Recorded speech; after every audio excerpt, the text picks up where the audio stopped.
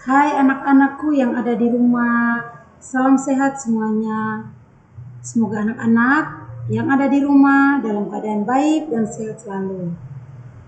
Mari kita belajar bersama dengan Ibu Guru Marcelina. Hari ini kita akan belajar pembelajaran tematik yaitu muatan pembelajaran PPKN. Di tema 6 ini kita merawat hewan dan tumbuhan. Kita belajar pada subtema terakhir di tema 6. Pada subtema 4 ini kita akan belajar tentang merawat tumbuhan. Mari kita lihat bersama pembelajaran kita hari ini. Nah, anak-anak, semoga tetap semangat ya. Nah, sebelum kita belajar, kita harus mengetahui, guru anak-anak mengetahui tujuan pembelajaran. Yang pertama, tujuan pembelajaran untuk muatan pelajaran PPKN subtema 4 ini dengan membaca teks tentang merawat tanaman di sekolah, anak-anak dapat menyebutkan manfaat aturan dalam kehidupan sehari-hari di sekolah. Yang kedua, anak-anak dapat menyimulasikan kegiatan sesuai aturan di sekolah. Mari kita mengikuti untuk penjelasan materinya. Ibu guru akan menjelaskan materi pada tema 6 subtema 4. Yang pertama, kita harus mengetahui apa itu aturan. Pada subtema 1, 2, 3, Ibu guru sudah menjelaskan aturan itu ya. Anak-anak jangan lupa, harus ingat kembali. Nah, hari ini kita belajar di subtema 4 ini tentang manfaat aturan di sekolah. Manfaat aturan di sekolah. Manfaatnya untuk apa? Kita akan belajar sama-sama sebentar. Ibu guru akan berikan penjelasan kepada anak-anak ibu guru yang ada di rumah. Aturan di sekolah harus dipatuhi seluruh warga sekolah. Aturan di sekolah dibuat karena memiliki tujuan. Nah, kita melihat bahwa aturan ini di sekolah dibuat memiliki tujuan. Tujuannya untuk apa? Tujuan utama aturan di sekolah adalah menjadikan sekolah tempat belajar yang tertib. Apabila tidak ada aturan, sekolah kita tidak akan tertib.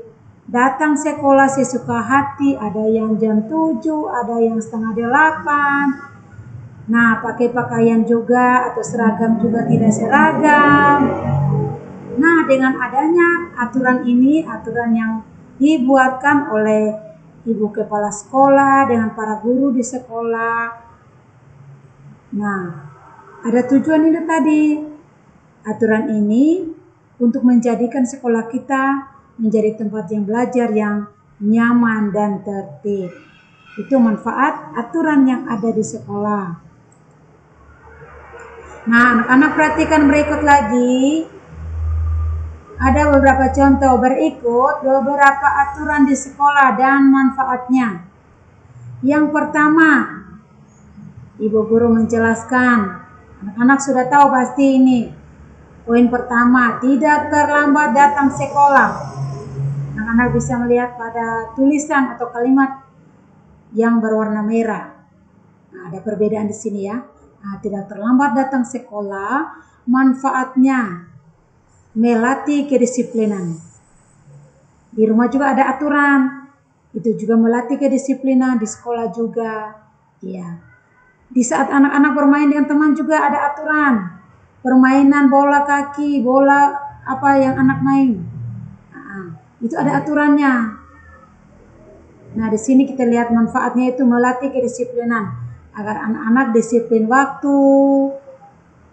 Di rumah contohnya kalau tidur belajar jam berapa, di saat malam hari makan jam berapa, belajarnya jam berapa, tidur jam berapa. Disarankan untuk anak-anak ibu guru tidak boleh tidur terlalu larut malam. Anak-anak bisa tidur contohnya di jam 9 atau jam 10 anak-anak sudah tidur. Itu juga untuk kesehatan kita. Jadi itu disiplin. Kalau di sekolah datang tepat waktu tadi, tidak boleh terlambat. Apabila aturan sudah diberitahukan atau sudah disampaikan bahwa datang itu untuk hari Senin kita akan upacara bendera, upacaranya contoh dimulai itu jam 7:15 menit. Nah, sebelum jam 7:15 menit, anak-anak ibu guru bersama bapak ibu guru itu sudah berada di sekolah sebelum jam 7:15 menit. Nah, ini karena kita masih dalam keadaan kondisi pandemi, anak-anak masih belajar dari rumah. Tapi di rumah juga bapak mama sudah menyiapkan atau bersama-sama sudah kesepakatan ada aturan. Bangun pagi, oh lihat jam, hari ini ada daring pelajaran apa, besok pelajaran apa, jam berapa. Nah itu juga aturan itu, tepat waktu, kedisiplinan. Yang kedua, memperhatikan penjelasan guru. Nah ini saat anak-anak berada di dalam kelas bersama teman-teman kalian, dengan bapak ibu guru, baik bapak ibu guru wali kelas, bapak ibu guru bidang studi akan menjelaskan materi-materi pada hari tersebut. Nah di saat bapak ibu guru beri menjelaskan materi, manfaatnya supaya dapat menangkap pelajaran dengan baik. Seandainya anak-anak itu tidak memperhatikan dengan baik, anak-anak mencerita dengan teman, saling ngobrol, saling cerita dengan teman. Nah, di situ anak-anak tidak mendengar baik. Ketika bapak ibu guru bertanya ulang, anak-anak tidak bisa menjawab, itu penyebabnya. Jadi mari anak-anak, kita harus memperhatikan penjelasan bapak ibu guru supaya dapat menangkap pelajaran dengan baik, itu manfaatnya. Yang ketiga, menjaga kebersihan kelas. Nah, ini sangat penting ya. Ini aturan yang di sekolah dulu ya, ibu guru jelaskan. Menjaga kebersihan kelas ini manfaatnya agar suasana kelas menjadi nyaman untuk belajar. Ibu guru bandingkan apabila kelas kita tidak bersih, banyak sampah berserakan, berantak kiri kanan, meja kursi tidak diatur, meja bapak ibu guru tidak atur, apa yang terjadi? Suasana kelas kita tidak nyaman, kita belajar tidak enak, tidak nyaman. Nah, mari apabila anak-anak nanti sudah masuk sekolah seperti biasa, kita tetap menjaga kebersihan kelas kita masing-masing agar suasana kelas kita menjadi nyaman untuk belajar. Yang keempat, tidak menyontek. Oh, ini diingatkan kepada anak-anak ibu guru. Apabila saat ulangan atau penilaian tengah semester atau PTS, penilaian akhir semester. Nah, di sini disarankan anak-anak harus belajar di rumah. Ada waktunya tadi aturan yang di rumah yang sudah dilakukan, aturan yang sudah dibuatkan oleh bapak mama, anak-anak harus mengikut belajar yang baik supaya ketika saat ulangan di sekolah atau saat ujian atau ulangan PTS tadi, anak-anak mengerjakan soal sendiri-sendiri. Manfaatnya untuk apa? Supaya melatih anak-anak kejujuran. Jadi harus jujur, tidak boleh menyontek. Apabila teman itu sebelah sudah kerja selesai soal-soal yang diberikan bapak ibu guru, nah anak-anak yang tidak belajar itu dia menyontek, itu tidak boleh. Perbuatan yang tidak baik. Jadi itu melatih kejujuran ya. Nah, belajarlah dengan baik, belajar dengan rajin, supaya anak-anak bisa menjadi orang baik. Nah, itu tidak boleh menyontek. Selain itu, tidak boleh. Kalau untuk melatih kejujuran itu banyak perlakuan-perlakuan yang kita lakukan atau anak-anak ibu lakukan baik di rumah maupun di sekolah. Untuk kejujuran ya, selain yang tidak menyontek. Apabila anak-anak lewat di depan kelas, anak-anak lihat pensil ada yang jatuh, nah, bisa memberitahu kepada bapak ibu guru atau informasi ke teman-teman.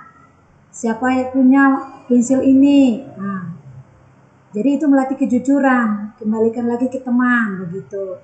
Apabila pensil tadi yang jatuh di depan kelas itu teman punya, jadi kembalikan. Ya, itu melatih kejujuran. Di rumah, ketika bapak mama tanya kalian, sudah belajar ke belum? Seandainya anak-anak belum belajar, lalu anak-anak jawab, sudah bapak mama saya sudah belajar. Ternyata anak-anak hanya main game, bermain yang lain. Nah itu sudah tidak jujur. Nah, itu yang kita lakukan, melatih kejujuran ya, baik di sekolah maupun di rumah. Atau di mana tempat kita berada saat bermain dengan teman, pergi ke rumah teman. Jadi kejujuran itu penting bagi anak-anak ibu guru ya. Baik, yang terakhir melaksanakan piket kelas. Nah ini piket kelas ini manfaatnya untuk melatih tanggung jawab dan kepekaan. Piket kelas yang sudah ibu guru jelaskan di subtema 2-3 dari 1-2-3 juga itu sudah dibagi dalam kelompok, anak-anak mengerjakan, dibagi berapa orang, itu ibu guru mengingatkan kembali, itu merupakan piket kelas. Bukan satu orang piket kelas. Dalam jumlah dalam kelas itu berapa orang? Oh 30 orang, tinggal bagi berapa orang? Ya, untuk setiap hari Senin sampai hari Jumat atau hari Sabtu. Nah, manfaatnya piket kelas ini bisa bertanggung jawab dan kepekaan. Jadi sebentar piket kelas untuk 5 orang hari Senin. Oh 5 orang ini nama-namanya sudah tahu, ibu guru sudah tempel di kelas, sudah informasikan anak-anak. Hari Selasa siapa, hari Rabu siapa, dan seterusnya sampai hari Sabtu. Nah di situ piket ini bertanggung jawab. Yang tidak piket bisa pulang bersama dengan bapak mamanya. Yang piket kelas ini dia mengurus kelas, menyimpan kelas, menyapu, membuang sampah. Nah ketika hari besok, hari yang baru yang besok, contohnya piket hari Senin, sudah membereskan semua, membersihkan semua. Nah, di hari Selasa, anak-anak datang ke sekolah, kelas sudah dalam keadaan rapi dan bersih. Hari berikutnya juga begitu. Itu melaksanakan piket kelas. Manfaat melatihkan tanggung jawab dan kepekaan terhadap anak-anak sendiri. Bisa bertanggung jawab atau tidak? Baik anak-anak, mari kita lihat tentang merawat tumbuhan. Di sini ceritanya tentang Made ya. Anak-anak mari kita baca bersama. Keluarga Made menanam berbagai bunga dan tumbuhan di halaman depan rumahnya. Made dan keluarganya rajin merawat tanaman-tanaman tersebut. Tanaman-tanaman tersebut tumbuh subur dan indah.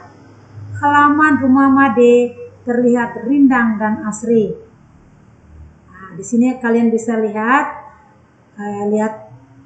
halaman rumahnya, cat rumahnya indah dan asri, kelihatan hijau, dan mereka keluarga Made selalu merawat.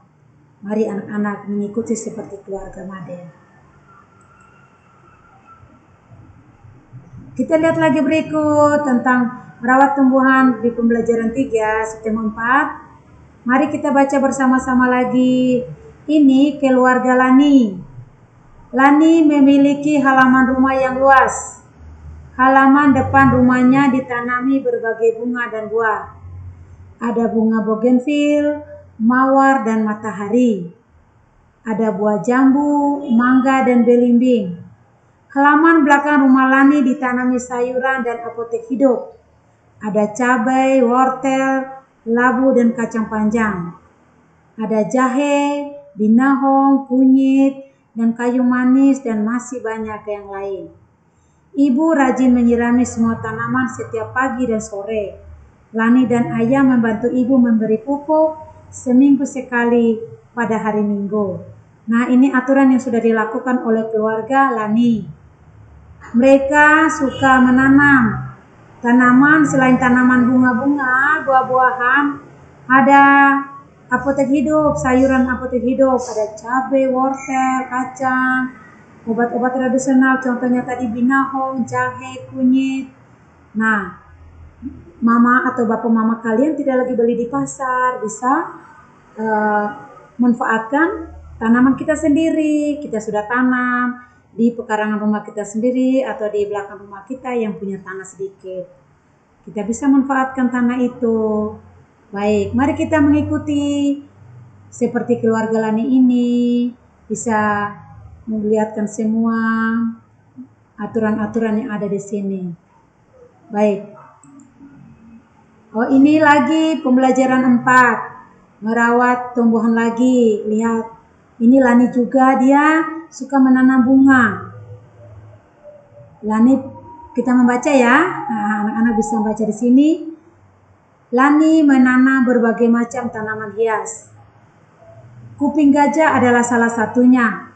Kuping gajah adalah tanaman yang mudah tumbuh. Kuping gajah memiliki daun yang lebar dan tangkai yang kecil. Tanaman ini tidak bisa terkena sinar matahari yang lama. Jika diletakkan di bawah sinar matahari lama, daunnya akan layu. Setiap pagi dan sore, Lani menyirami tanaman kuping gajah. Lani juga selalu membersihkan debu yang menempel pada daun kuping gajah. Lani memberikan pupuk setiap 1 bulan sekali. Anak-anak bisa lihat. Mari kita ikut seperti Lani ya. Aturan-aturan yang laku di keluarga Lani ini. Lani suka menanam bunga. Bunga ini namanya bunga kuping gajah. Lani menanam, setelah itu Lani merawatnya, menyiram dan memberi pupuk. Anak-anak ibu guru di rumah juga pasti harus bisa mengikuti seperti Lani. Bersama mama kalian, bersaudara, keluarga semua yang ada di rumah. Merawat tanaman itu penting ya. Baik anak-anakku, sampai di sini pelajaran kita untuk tema 6. Subtema 1 dan sampai subtema 4 sudah selesai. Anak-anak siap diri untuk mengikuti penilaian tengah semester atau PTS di semester 2 di awal bulan Maret. Untuk PTS, anak-anak belajar di tema 5 dan 6. Untuk tugas subtema 4, Ibu Guru akan info lewat WA Group. Terima kasih anak-anak yang hebat dan luar biasa. Tetap semangat dan jaga kesehatan. Tuhan berkati selalu. Sampai jumpa minggu depan.